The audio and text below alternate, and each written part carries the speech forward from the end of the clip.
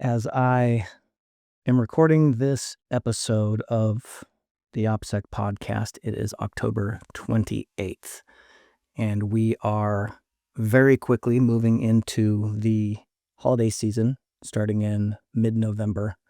And this is a time of year where everybody is out shopping for holiday gifts for family members, and most of that is done these days on the internet. Now, today's episode is going to be a little bit of a quick and dirty episode. I'm in between two international trips, and I only have a very short period of time to get this episode recorded and out to you guys for next Monday. So it'll be a little bit quick and dirty, a little bit less detailed, but I'll try to cover as much as I can on the topic that I would like to present to you, which is masked payment cards. So let's get after it. Welcome back to the OPSEC Podcast. I am your host, Alan Pace, and today we're going to discuss a topic that is going to be very helpful and extremely relevant coming into the holiday season for online shopping specifically, and that is masked payment card services such as privacy.com, and we are going to have a brief exploration on some alternative services that provide masked payment options very similar to privacy.com. Now, I'll start off by saying that I'm not affiliated with any of these companies. We do not have affiliates at all at this point because I want the content to be completely bias-free. Now, having said that, I only have personal experience with privacy.com, and I am extremely happy with it. I will try to go over a few alternatives and give you guys the best information that I can related to those and how they compare to my experience and the services that are provided by privacy.com. So, what are mass payment cards and what are they used for and what do you get out of them? That is probably either a question you're asking or some family members of yours have asked when you have brought this subject up. So masked payment cards provide two different things. They provide security and they provide privacy, and they are not mutually exclusive. Now, the privacy aspect of mass payment cards for privacy.com is they offer the ability to pay for anything with a privacy.com card not attached to your ID. So you can give an alias ID as long as you are not defrauding the company that you are purchasing the service or product from. That is not an issue. I use this extensively, covered in the previous episode, and the privacy implications of that are pretty significant when buying digital products or using services that do not actually require your identity in order to use those companies.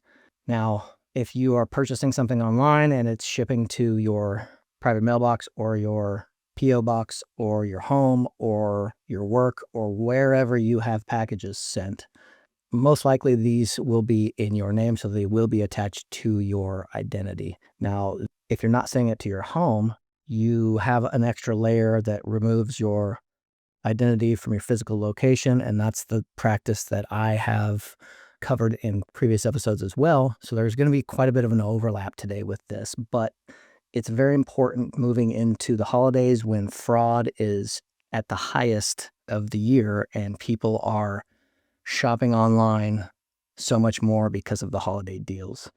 So the security part that you receive from mass payment cards is the ability to have merchant locked cards where they can only be used with that one merchant, or single use cards where you get used one and done and then the card is no longer valid. I use exclusively privacy.com for online shopping. I never use my credit card or my debit card online at all for that exact reason. And I've only had to really use that function a few times. One time I was moving to a different country from the country I was in, and I was trying to shut off my cell phone. My cell phone was being paid with a privacy.com masked debit card. It was still using my name because the phone number was required to be in my personal name. However, when I went to shut it down, the person who was the customer service representative told me that I had to pay several $100 cancellation fee, which I knew was not correct. They were, in fact, mistaken that I had signed a 2-year contract when I had not. I had purchased a prepaid plan that allowed me to cancel at any time. And I had to go through the customer service process and get elevated up to management and have them review my account. And I was literally sitting in the airport ready to leave the country when they called me back and told me I was correct. Now, that was an example of a company doing their due diligence and then seeing that the customer was in fact right and I wasn't trying to defraud them or rip them off. And then they told me that I was good to go and I had no further payment required. I had already, unbeknownst to them, canceled the card or frozen the card, which you have the ability to do with mass payment cards. It gives you back control of your own money. So if they would have tried to charge me anyways, which I have had happen in the past, they would have not received any money. And I have an outlook that it's my money. I get control over it as much as I possibly can inside of a bank. And a company doesn't get to tell me what I get to do with my account or my money. When you give them your debit card or your credit card, you are authorizing them to make purchases from it. If they either maliciously or by accident charge your account, then you lose that money and you have to go back and gain it back. And I don't accept that. You don't get to take money out of my account without my permission, period, full stop. So mass payment cards has saved my ass a lot of times in that regard. And one other time where I was mistakenly charged, and the reason I know I was mistakenly charged, it was for a gym membership. And I was in a location for a temporary period of time, and I was paying with a mass credit card. And then when I went to leave, I closed my gym membership, and they told me I was good to go. And then a month later, I get a notification that the card that they had, they tried charging it. And it was denied because it was a privacy.com card that had already been frozen. So I called them and I informed them, and they tried it again. And then the following month, it got charged again. No money out of my account, though. However, if I would have been paying using a debit or a credit card, that would have been 2 months worth of gym membership that I would have had to have gone through the process to receive a refund. Instead, they got denied. I got notified they tried charging me, and I notified them so that they could fix the problem inside of their own system.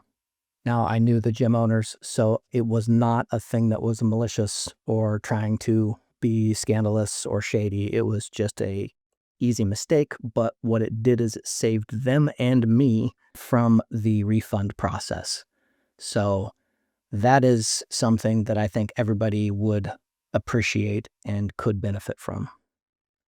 So to recap, the primary features and functions that you get out of using masked payment card services is privacy related by use of cards that do not require your personal information to use, as well as the security side of the house, where you can control the function of the card in the way of turning it off, turning it on, freezing it, permanently deleting it, setting spending limits, and that is literally at the click of a button. You have the control over that, and that is one of the main reasons I use it. Another thing that is very important to me is the merchant lock process of these cards and what happens in the event of a data breach. All of the cards I use are merchant locked. So if I have a card that gets breached with a company that I shop with or I purchase from, and that credit card tries to get used, it gets automatically denied. And it will notify me that that card was denied. And then I can go investigate it. The same cannot be said about your credit card or your debit card. I'm sure most people have dealt with that headache of getting your credit card number stolen in some fashion or your debit card number stolen in some fashion and having to go through the bank process of getting it frozen and reissued. And it's a huge inconvenience. Masked payment cards give you the power as well as the convenience of not having to deal with that.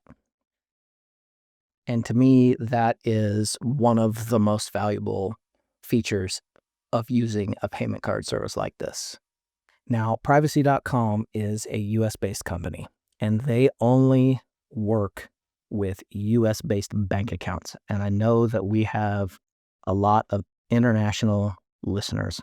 So I will not be giving anybody advice telling them where they should or shouldn't go for an alternative to privacy.com, but I will mention some companies that are some options. And a couple of them have the ability to use European bank accounts or Australian bank accounts.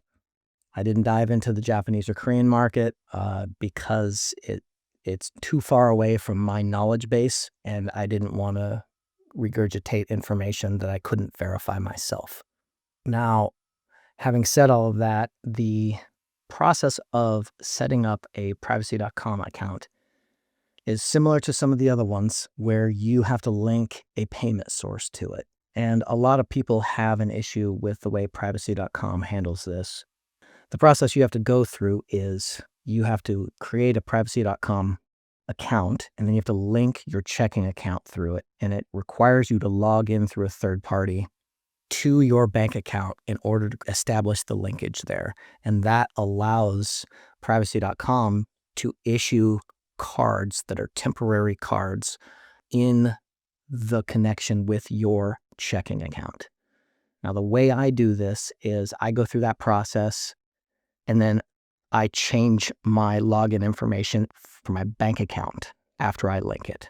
And that way, if there was any potential way for privacy.com to gain knowledge of my username and password for my bank account, that immediately gets changed after I perform the linking of the accounts function. I've been using them for probably 7 or 8 years, and I've not had a single problem with them. They are an outstanding service. I cannot say that specifically about other ones that I will mention, even though I do know people that use them and have had success with them. It's probably important to mention that the privacy portion of this service and the function that provides inside of your privacy discipline and plan has a specific focus, in my opinion. Now, my goals are to protect myself from online fraud, not to protect myself or go around the know your customer laws that banks require, which is why privacy.com links to your bank account in that manner, because they are an online bank technically. Just like a lot of the online payment services, they have to abide by the same rules and regulations. I'm not trying to get around that. I do not have any nefarious usage of these cards, so I'm not worried about that. My goal is to protect myself from online fraud and data breaches. So if you're looking for a different function of anonymous payments because you want to buy a missile launcher on the dark web or whatever, this isn't going to work for you, and that's not what we're covering here. This is for everyday users that want to protect themselves and not be low-hanging fruit. So mentioning some of these other companies that are similar to privacy.com, IronVest is a very popular one. I have used virtual phone numbers as a test for the VoIP service that they provide, but I have not used them for virtual payment cards. I do know people that use them and have relatively good success. They have a strong emphasis on privacy and the masking capabilities of their cards as well, very similar to privacy.com. However, they function more like MySudo as a privacy app because they also provide masked emails and telephone numbers. So you could have a privacy suite with IronVest. They have really high reviews for the most part. They are a good alternative for privacy.com, but they are more like a privacy package. I personally like to have my payment and my bank account and money separate from everything else. So I don't use them. They came out after privacy.com already existed, so I was an early adopter of privacy.com, so I haven't had any need to use them. But they are highly recommended from other people that I work with and know, and so they could be an alternative if you do not, for some reason, want to use privacy.com. Now, for our European listeners, a company called Revolut offers virtual cards for online spending and has disposable virtual card functions that are one-time purchase card numbers that you can use once and then they're dead. So they never can get stolen or reused or recharged again. Revolut is subject to Know Your Customer laws as well as GDPR. They are relatively well respected when it comes to reliability, and their focus is on strong privacy with the masking function as well as security. So that would be a good option for our European listeners to go check out if they're looking for this type of service. A third one that I am going to be looking into myself here in the coming months that has perked my interest is a company called Moon or PayWithMoon. Now, this is a virtual masked payment card service that functions with a funding source of a cryptocurrency wallet. So you don't have to connect a bank account to it. And that is a pretty interesting idea for a lot of people because they want another layer of privacy there. So as a layering in the security onion strategy that I have spoke about in the past, this would be a really great option for funding mass payment cards using an anonymous source like a cryptocurrency wallet.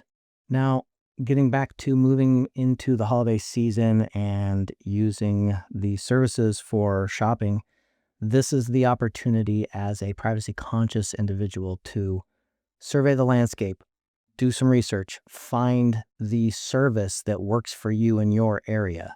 There's no better substitute to doing these things yourself. The information that we're capable of giving you here is limited because I have limited options based on my location as well as based on my bank account origin. Now, feel free to hit us up on social media or email us. If you find anything that works in Europe, that is even better. Or if our Australian listeners have something that they know about that they use, and we will talk about that in future episodes.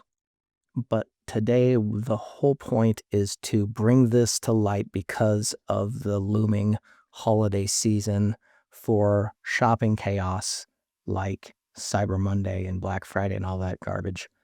So if you are a participant in that, and even if you're not, you will be most likely participating in online shopping throughout the rest of the season. This is something to consider implementing before that time. That way you have protection starting now, and then it can just continue into next year as you implement it into your daily life and security and privacy posture. So let's recap. Mass payment cards, what are they for? They provide privacy by allowing you to purchase things without revealing your true identity or location. They provide security by allowing you to control the status of the card, whether it's merchant locked or if you're able to manually freeze it or kill the card on your own, as well as protects you from data leaks and data breaches that are all too common in this day and age. Now, we talked a lot about privacy.com as a standard option of this service, and I stand by them as a longtime customer. I am not affiliated with them in any way. However, if they don't work for you or you're not US based, then Revolut is an option.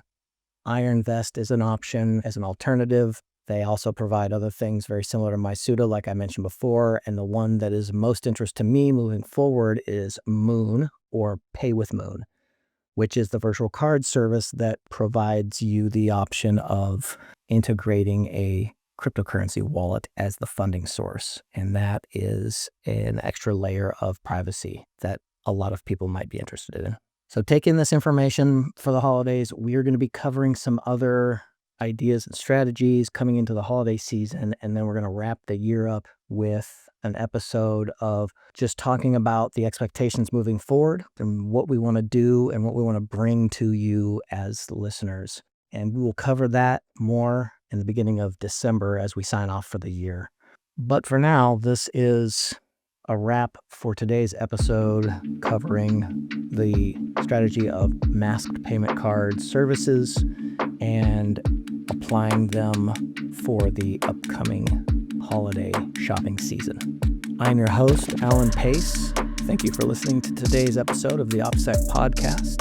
Remember that your privacy and your security is your responsibility.